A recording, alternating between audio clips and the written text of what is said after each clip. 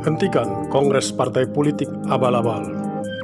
Alihkan kewenangan pengesahan Badan Hukum Partai Politik oleh Kementerian Hukum dan HAM ke Mahkamah Konstitusi atau Mahkamah Agung. Salam jumpa kembali dengan saya Darwanto Yakusa Robusta. Kali ini kita akan bincang-bincang tentang partai politik. Ya, sedikit agak memusingkan.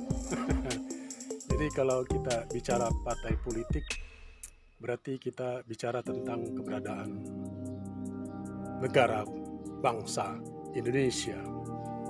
Saudaraku, kalau kata orang partai, kalau kata ahli politik, no party, no demokrasi.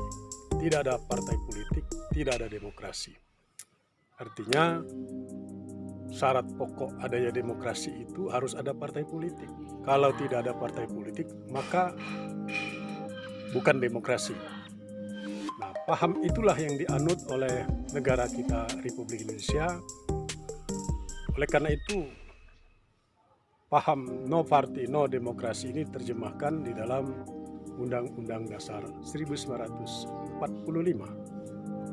di mana partai politik memiliki posisi konstitusionalitas. Artinya diatur sedemikian rupa di dalam Undang-Undang Dasar 1945.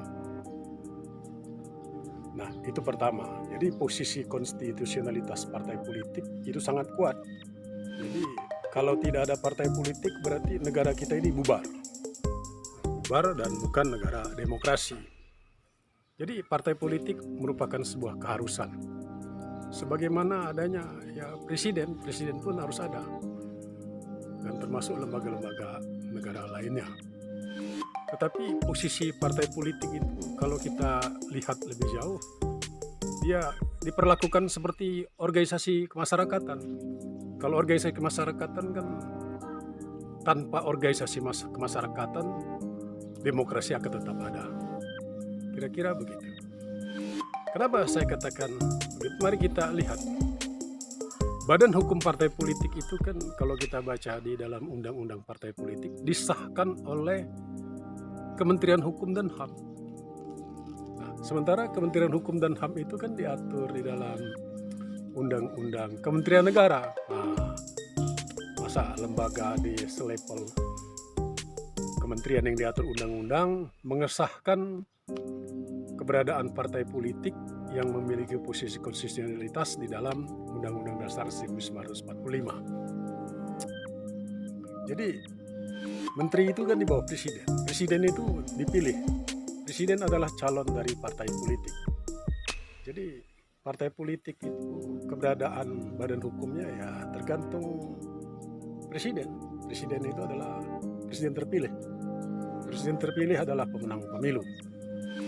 Jadi partai politik jangan macam-macam.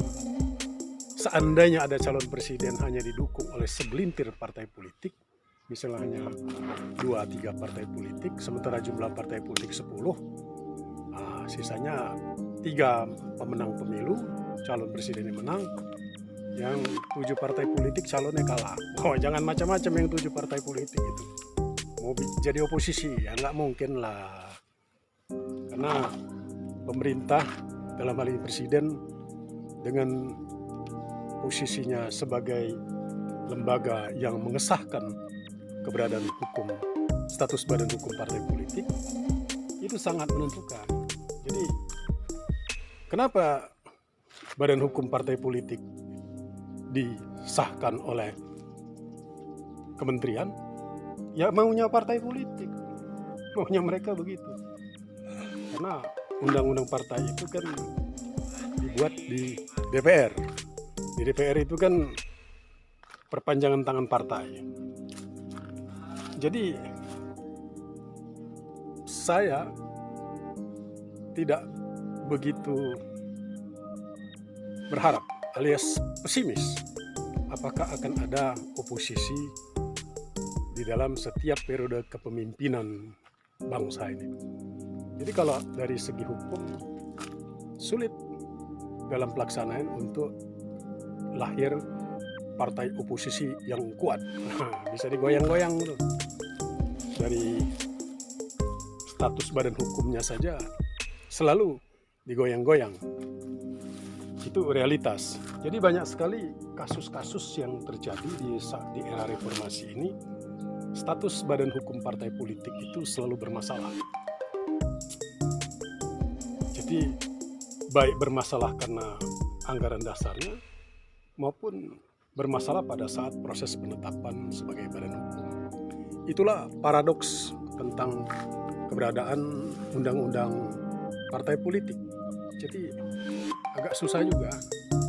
Nah, kewenangan ini selalu dikehendaki dan dijaga dengan baik oleh rezim. Karena partai politik pun berharap, setiap partai politik berharap manakala dia berkuasa, mereka juga akan menggunakan ketentuan dan kewenangan dalam hal mengesahkan badan hukum partai politik. Jadi memang agak lucu. Padahal seharusnya antara partai politik dan lembaga negara dan juga terhadap partai politik yang lain itu harus terjadi balances, check and balances. Jadi bagaimana mungkin terjadi balances, keseimbangan antara partai yang kalah pemilu dengan pemenang pemilu? Karena yang mengesahkan badan hukum ya pemenang partai pemilu, berbahagia selamanya lah pemenang pemilu. Jadi apa yang harus dilakukan untuk mengatasi problem ini? Ya oleh karena itu kewenangan yang dimiliki oleh Kementerian Hukum dan HAM dalam mengesahkan badan hukum partai politik itu harus dicabut. Kewenangan untuk menetapkan sebagai badan hukum. Mungkin dalam konteks administrasi politik tetap menjadi tugas dari Kementerian Hukum dan HAM. Tetapi untuk mengesahkan badan hukum seharusnya itu dilakukan oleh pengadilan. Sebagaimana halnya dalam pembubaran partai politik. Pembubaran partai politik dilakukan oleh Mahkamah Konstitusi. Di sini yang terjadi paradoks adalah untuk pengesahan badan hukum justru dilakukan oleh pemerintah. Nah, manakala harapannya jika manakala partai politik disahkan oleh Mahkamah Konstitusi, maka terbuka peluang bagi para pihak ketika di dalam proses pengesahan badan hukum partai politik itu untuk melakukan gugatan. Jadi sehingga putusan yang ditetapkan sebagai badan hukum dia akan bersifat final dan mengikat. Ya, tidak terjadi gonjang-ganjing selalu dan tidak bisa semata-mata ketua umum partai politik menyelenggarakan suksesi kepemimpinan partai politik hanya dengan menyelenggarakan kongres abal-abal. Jadi banyak sekali kongres abal-abal yang dilakukan oleh partai politik. Abal-abal artinya tidak memenuhi ketentuan di dalam anggaran dasar, anggaran rumah tangga. Kadang-kadang kongres ataupun muktamar hanya sekedar memilih ketua umum, tidak ada pertanggungjawaban politik di dalamnya. Nah, semua kongres, prosedur kongres yang dilalui oleh partai politik itu harus diuji juga di pengadilan sampai sejauh mana keabsahan proses pengambilan keputusan partai politik yang sesuai dengan anggaran dasar partai bersangkutan. Sampai detik ini tidak ada mahkamah yang bisa menguji tentang keabsahan proses dan keputusan yang diambil oleh partai politik pada saat dia menyelenggarakan kongres. Jadi itu salah satu cara mungkin untuk bisa melakukan pendidikan dan penguatan partai politik. Jadi kalau ada ketua umum seumur hidup dengan hanya menyelenggarakan kongres memilih ketua umum, wah itu bisa digugat itu. Jadi pada saat pengesahan para pihak yang berkepentingan bisa melakukan gugatan intervensi. Nah, jadi menurut saya patut dipikirkanlah oleh penyelenggara negara ini, khususnya para pelaku partai politik. Itu hanya sekedar unek-unek, semoga didengar, agar kita berharap partai politik tidak dikuasai oleh orang-orang itu-itu saja, dan tidak banci, tidak bisa menjadi oposisi karena takut tidak disahkan kepengurusannya.